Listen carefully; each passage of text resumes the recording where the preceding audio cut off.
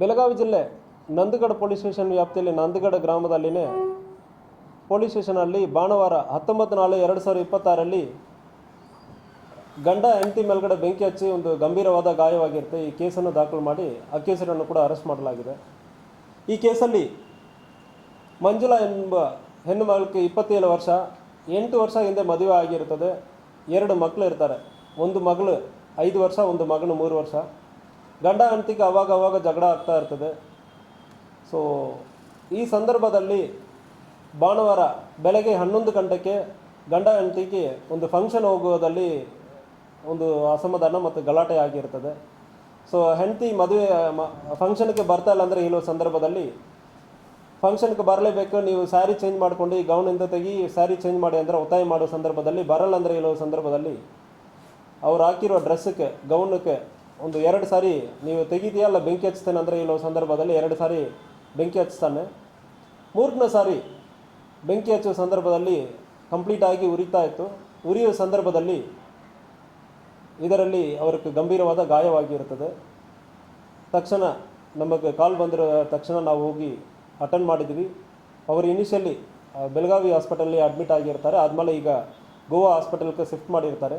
ಇದರಲ್ಲಿ ಅಕ್ಯೂಸರ್ ಕೃಷ್ಣಾಜಿ ಪರಶುರಾಮ್ ಪಾಟೀಲ್ ಇವ್ರಿಗೆ ಇತ್ತೀಚೆಗೆ ಒಂದು 2 ತಿಂಗಳ ಹಿಂದೆ ಒಂದು ಬ್ರೈನ್ ಟ್ಯೂಮರ್ ಆಗಿರುತ್ತೆ. ಅದರಲ್ಲಿ ಕೂಡ ಆಪರೇಷನ್ ಕೂಡ ಆಗಿರುತ್ತದೆ.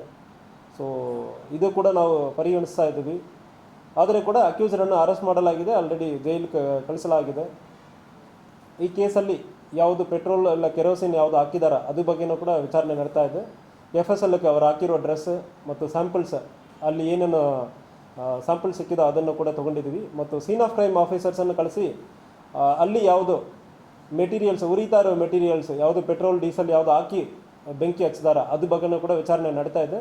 ಸೊ ಪ್ರೈಮ ಫೇಸಿ ನಮಗೆ ಫಿಸಿಕಲಿ ಚೆಕ್ ಮಾಡೋ ಸಂದರ್ಭದಲ್ಲಿ ಡ್ರೆಸ್ನೇ ನೈಲಾನ್ ಡ್ರೆಸ್ ಇರೋದ್ರಿಂದ ಸ್ವಲ್ಪ ಉರಿತಾ ಇರೋದು ಕಂಡು ಬಂದಿದೆ.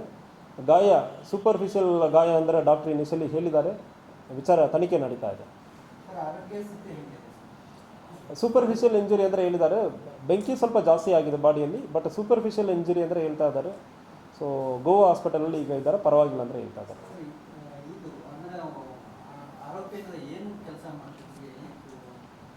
ಸೊ ಆರೋಪಿ ಒಂದು ಹೋಟೆಲಲ್ಲಿ ಕೆಲಸ ಮಾಡ್ತಾ ಇರೋದಾಗಿ ಹೇಳ್ತಾ ಇದ್ದಾರೆ.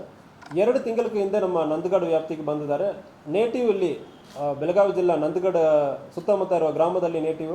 ಬಟ್ ಆದರೆ ಕೂಡ ಇತ್ತೀಚೆಗೆ ಅವರು ಗೋವಾಗೆ ಹೋಗಿ ಅಲ್ಲಿ ಭಾಳಷ್ಟು ವರ್ಷ ಕೆಲಸ ಮಾಡಿ ಈಗ ಇತ್ತೀಚೆಗೆ 2 ತಿಂಗಳ ಹಿಂದೆ ನಂದಗಡಕ್ಕೆ ರಿಟರ್ನ್ ಆಗಿ ನಂದಗಡಲ್ಲಿ ಒಂದು ಬಾಡಿಗೆ ಮನೆಯಲ್ಲಿ ವಾಸ ಇರೋದು ಕಂಡು ಬಂದಿರ್ತದೆ.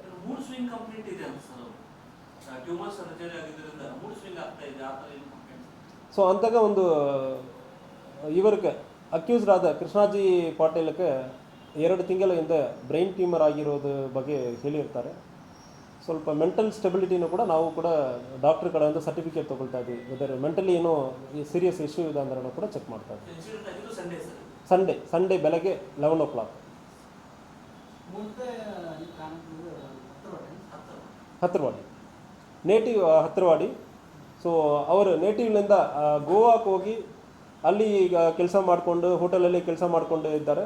ಇತ್ತೀಚೆಗೆ ಬ್ರೈನ್ ಟ್ಯೂಮರ್ ಎಲ್ಲ ಒಂದು 2 ತಿಂಗಳ ಹಿಂದೆ ಬ್ರೈನ್ ಟ್ಯೂಮರ್ ಆಗಿ ರಿಕವರಿ ಆಗಿರ್ತಾರೆ. ಈಗ ನಂದಗಡ ಕಡೆ ಬಂದು ವಾಸವಾಗಿದ್ದಾರೆ. ಇಲ್ಲ, ಬೇರೆ ಸ್ಟ್ರಾಂಗ್ ರೀಸನ್ಸ್ ಅಂದರೆ ಏನು ಕಂಡು ಬಂದಿಲ್ಲ. ಮತ್ತು ಅಲ್ಲಿಗೆ ಯಾವುದೋ ಪೆಟ್ರೋಲ್ ಹಚ್ಚಿನೋ ಇಲ್ಲ ಡೀಸೆಲ್ ಹಚ್ಚಿನೋ ಹಾಕಿರೋದು ಕಂಡು ಬಂದಿಲ್ಲ. ಪ್ರೈಮ ಫೇಸಿ ಕಂಡು ಬಂದಿಲ್ಲ. ಬಟ್ FSLಕ್ಕೆ ಸ್ಯಾಂಪಲ್ಸನ್ನು ಕಳಿಸಿದ್ದೀವಿ. ಇಲ್ಲ, ಫ್ಯೂಯಲ್ ಹಾಕಿರೋದು ಫಿಸಿಕಲ್ ಅಪಿಯರೆನ್ಸಲ್ಲಿ ಅಲ್ಲಿ ಬಾಟಲ್ ಹಾಕಿರೋದು ಯಾವುದೂ ನಮ್ಮ ಗಮನಕ್ಕೆ ಇಲ್ಲ. ಸೊ ಜನರಲಿ ಸ್ಮೆಲ್ ಇರ್ತದೆ, ಹೆವಿ ಸೆಂಟ್ ಇರುತ್ತದೆ.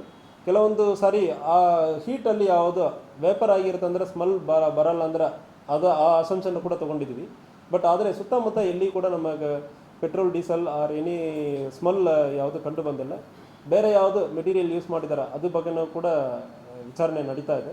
ಸೊ ಅದಕ್ಕೆ ಬಟ್ಟೆ ಮತ್ತು ಉಳಿದ ಸ್ಯಾಂಪಲ್ಸ್ ಅಲ್ಲಿ ಸುತ್ತಮುತ್ತ ಸಾಯಿಲ್ ಸ್ಯಾಂಪಲ್ ಇದೆಲ್ಲ ತೊಗೊಂಡು FSLಕ್ಕೆ ಕಳಿಸಿದ್ವಿ. ಸೊ ಇದಕ್ಕೆ ಹಿಂದೆ ಆಗಿರೋದ್ರ ಬಗ್ಗೆ ಯಾವುದೂ ಮಾಹಿತಿ ಇಲ್ಲ, ಇಂಥಗ ಆಗಿರಲ್ಲ. ಗಲಾಟೆ ಆಗ್ತಾ ಇದೆ ಅಂದರೆ ಫ್ಯಾಮಿಲಿಯಲ್ಲಿ ಹೇಳಿದ್ದಾರೆ. ಸೊ ಅದ್ರ ಬಗ್ಗೆ ಈಗ ಫರ್ದರ್ ಸ್ಟೇಟ್ಮೆಂಟ್ ತೊಗೊಳ್ಬೇಕು. ಅವರ ವಿಕ್ಟಿಮ್ ಅವರ ತಾಯಿ ಕಂಪ್ಲೇಂಟ್ ಕೊಟ್ಟಿದ್ದಾರೆ, ಮಂಜುಳಾ ಅವರ ತಾಯಿ ಕಂಪ್ಲೇಂಟ್ ಕೊಟ್ಟಿದ್ದಾರೆ. ಸೊ ಮನೆಯಲ್ಲಿ ದೈಹಿಕ ಅಸಾಲ್ಟ್ ಮಾಡಿರೋದಾಗಿ ಕಂಪ್ಲೇಂಟಲ್ಲಿ ಇದೆ, ಬಟ್ ಅದ್ರ ಬಗ್ಗೆ ವಿಚಾರಣೆ ಮಾಡಬೇಕು. Okay sir. Thank you.